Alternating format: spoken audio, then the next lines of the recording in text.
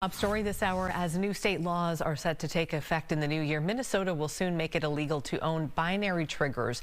These are devices that allow you to fire 2 rounds from a gun with a single trigger pull. The law passed just months after a man used one when he shot and killed 3 Burnsville first responders earlier this year.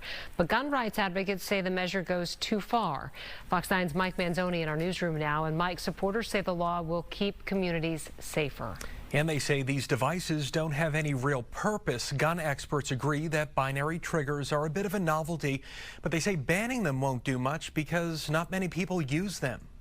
Our first responders could not mount a defense. Democratic State Representative Caleb Berg is talking about the February shooting that killed 2 police officers and a firefighter paramedic in Burnsville.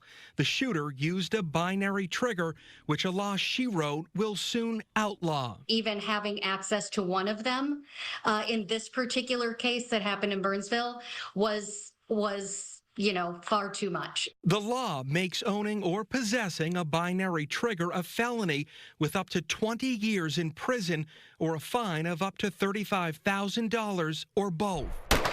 Chanhassen gun shop manager Kevin Vick showed us how the devices work. On a binary trigger, when you release this trigger, it would then send that hammer home again. In other words, you can fire 2 shots with 1 trigger pull, but you won't find binary triggers here.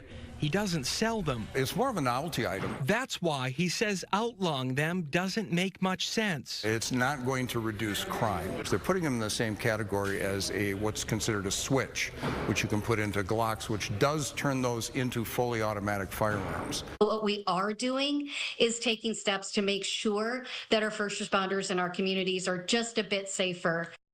And anyone who owns a binary trigger will now have to get rid of it by Wednesday. That's because the law does not grandfather in current owners. 10 other states already outlaw them. In the newsroom, Mike Manzoni, Fox 9. All right, thank you, Mike.